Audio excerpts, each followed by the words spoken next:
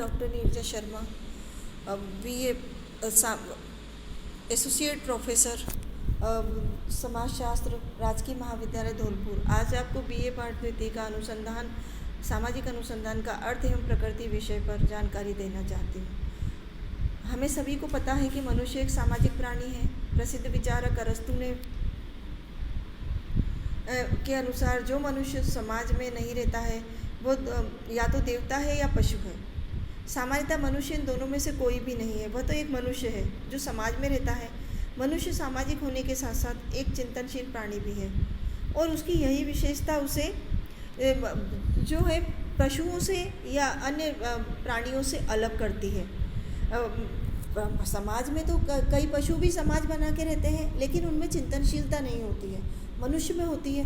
प्रारंभ से ही मनुष्य जो है अपने चारों ओर की प्रवृत्ति से ओतप्रोत रहा है, ढूंढ निकालने की प्रवृत्ति से, घटनाओं को देखने की प्रवृत्ति से। जैसे उसने शुरू में प्रारंभिक मानव जो था वो जब उसने देखा मौसम क्यों बदलता है, सूर्य चंद्रमा और तारे अलग अलग समय में आते हैं, दिन में सूर्य चमकता है, रात में चंद्रमा तारे दिखाई देते हैं, पृथ्वी जो है वो मतलब ऐसी क्यों है, आंधी तूफान बारिश, इन सब को जानने का उसने प्रयास किया और उस विषय में उसने अपने ज्ञान में वृद्धि के बाद उसने परिस्थिति पर नियंत्रण करना सीखा। पहले मानव ने प्राकृतिक घटनाओं को और फिर सामाजिक घटनाओं को समझने का प्रयास किया। सामाजिक घटनाएं भी अपने आप में काफ़ी जटिल हैं। जिस प्रकार से प्राकृतिक घटनाएं जटिल हैं, वैसे ही सामाजिक घटनाएं भी जटिल हैं। किसी भी सामाजिक घटना के घटित होने के कई कारण हो सकते हैं और घटनाओं के सभी कारण निकालना आसान नहीं होता है। तो एक समाज से दूसरे समाज के रीति रिवाजों में, विश्वासों में, मान्यताओं में, परंपराओं में, उनकी संस्थाओं में, संस्कृतियों में पाए जाने वाले अंतर का अध्ययन जो है हम इस अनुसंधान के अंतर्गत करते हैं। इन विभिन्न सामाजिक घटनाओं का कारण, निवारण एवं इनकी सामाजिक जटिलता का वैज्ञानिक अध्ययन विधि से अध्ययन करना ही अनुसंधान कहलाता है। सामाजिक अनुसंधान का अर्थ अगर हम देखें तो हम ये कह सकते हैं इसकी परिभाषा देते हुए कि सामाजिक अनुसंधान में सामाजिक यथार्थताओं अर्थात सोशल रियलिटीज का वैज्ञानिक विधि के द्वारा विशेष बल दिया जाता है। इसी क्रम में प्रसिद्ध समाजशास्त्री डॉक्टर पीवी यंग ने अपनी पुस्तक scientific social survey and research में अनुसंधान को परिभाषित करते हुए कहा है कि सामाजिक अनुसंधान को ऐसे वैज्ञानिक प्रयत्न के रूप में परिभाषित किया जा सकता है जिसका उद्देश्य तार्किक एवं क्रमबद्ध पद्धतियों के द्वारा नवीन तथ्यों की खोज अथवा हम ये भी कह सकते हैं कि पुराने तथ्यों की परीक्षा और सत्यापन के उनके क्रमों, पारस्परिक संबंधों, कार्यकारण की व्यवस्था और उन्हें संचालित करने वाले स्वाभाविक नियमों का विश्लेषण करना ही अनुसंधान है। इसी क्रम में E.S. बोगार्डस ने अपनी पुस्तक सोशियोलॉजी में अनुसंधान को परिभाषित करते हुए लिखा है, एक साथ रहने वाले लोगों के जीवन में क्रियाशील अंतर्निहित प्रक्रियाओं की खोज को ही हम सामाजिक अनुसंधान कहते हैं। उपर्युक्त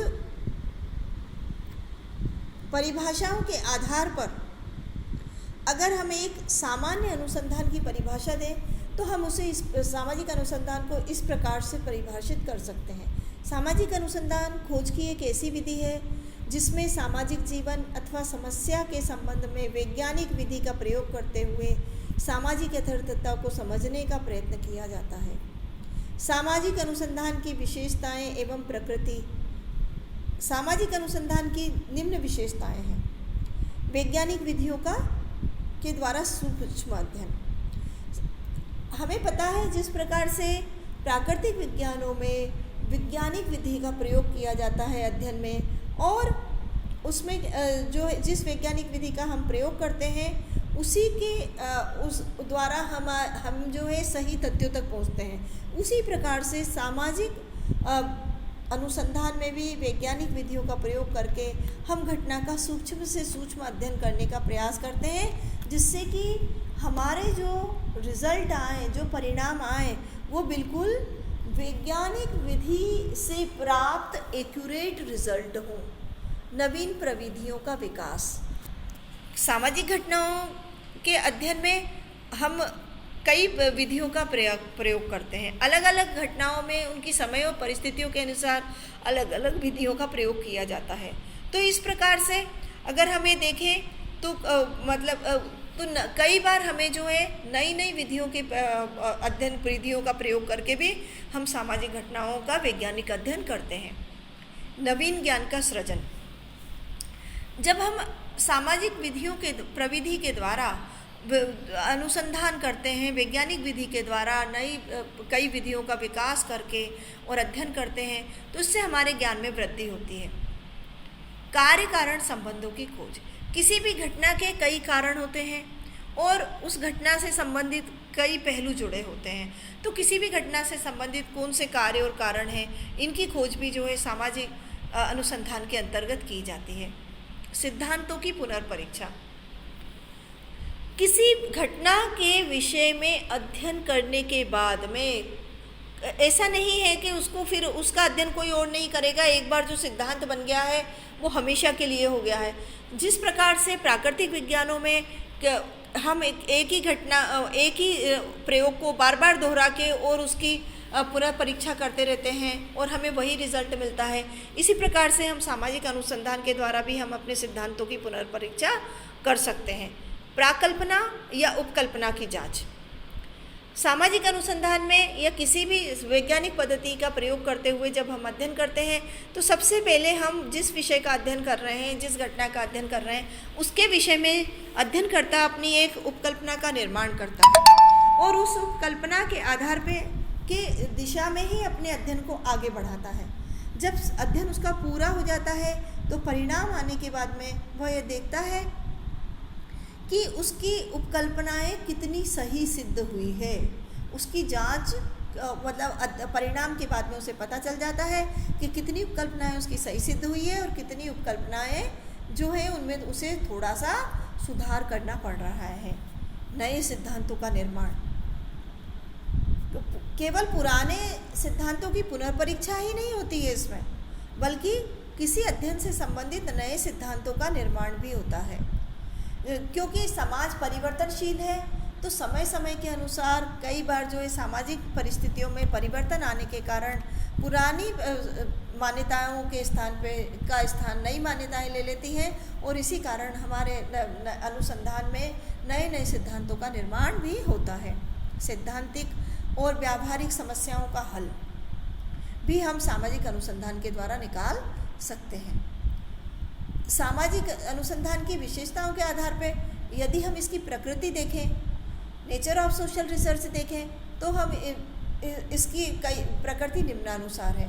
सामाजिक शोध या अनुसंधान की प्रकृति वैज्ञानिक है, क्योंकि समाज शास्त्र में हमारे अध्ययन की पद्धति वैज्ञानिक है, उससे निकलने वाले रिजल्ट जो है वो एक्यूरेट होते हैं, तो स्वाभाविक रूप से हमारे अनुसंधान की प्रकृति भी वैज्ञानिक है।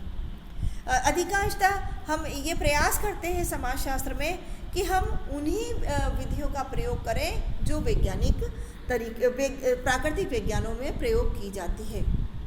अनुसंधान में वैज्ञानिक पद्धति का प्रयोग किया जाता है। दूसरी इसकी विशेषता यह है, प्रकृति यह है, इसमें वैज्ञानिक विधि कभी भी जब भी हम वैज्ञानिक विधि का प्रयोग करेंगे तो कुछ चरणबद्ध तरीके से हम अध्ययन करेंगे। किसी भी घटना का अध्ययन करें तो चरण वही रहेंगे, केवल हमारी अध्ययन की विधि चाहे परिवर्तित हो सकती है।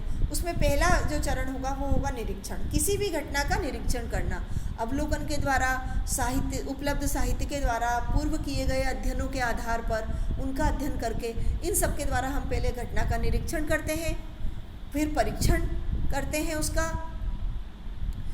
फिर उसके बाद में हम तथ्यों का संकलन करते हैं। तथ्य संकलन की भी कई विधियां हैं जिन्हें मैं आगे आपको बताऊंगी। उस तथ्यों के संकलन करने के बाद में, क्योंकि वो जो हमने तथ्य एकत्रित किए हैं घटना से संबंधित, वो सारे कैसे होते हैं, बिखरे हुए तथ्य होते हैं। बिखरे हुए तथ्य को एकत्रित करके उनको सही तरीके से जमाना, व्यवस्थित तरीके से जमाना वर्गीकरण कहलाता है। और तथ्यों के संकलन के बाद में अगला चरण आता है वर्गीकरण का। हम तथ्यों का वर्गीकरण करते हैं, समान तथ्यों को एक स्थान पर रखते हैं, उनसे भिन्न तथ्य होते हैं, उनको अलग स्थानों पर रखते हैं, अलग अलग इस प्रकार से उनको अलग अलग उनकी प्रकृति के आधार पे हम उनको वर्गीकृत कर लेते हैं। वर्गीकरण के बाद में हम उसको जो है उनका तथ्यों का सामान्यीकरण करते हैं। ये विधि हर अध्ययन में अपनाई जाती है अनुसंधान का वैज्ञानिक पद्धति में। फिर ये सामाजिक तथ्यों के मध्य कार्य कारण संबंध निकालते हैं। जिन तथ्यों को हमने एकत्रित किया है उन तो घटना से उनका क्या कार्य कारण संबंध है, यह भी सामाजिक अनुसंधान में निकाला जाता है। सामाजिक जीवन एवं घटनाओं पर नियंत्रण पाने का भी हम प्रयास करते हैं। समाज में कई समस्याएं भी होती हैं, तो उन समस्याओं के जो कारण होते हैं उन कारणों को ढूंढ के अगर हम उस पर समाज के लोगों पे नियंत्रण पा लें तो ये जो है वो इसके अंतर ये नियंत्रण पाने का प्रयास भी किया जाता है। इसमें केवल मानव से संबंधित सामाजिक घटनाओं का ही अध्ययन किया जाता है, पशुओं या अन्य किसी से संबंधित घटनाओं का अध्ययन नहीं किया जा सकता। इसका अध्ययन क्षेत्र काफ़ी व्यापक होता है या बहुत बृहद होता है, बहुत बड़ा होता है, क्योंकि हमारा अध्ययन का क्षेत्र समाज होता है, सामाजिक घटना होती है, तो स्वाभाविक रूप से उसका अध्ययन क्षेत्र भी व्यापक होगा। सामाजिक समस्याओं का भी इसमें अध्ययन किया जाता है।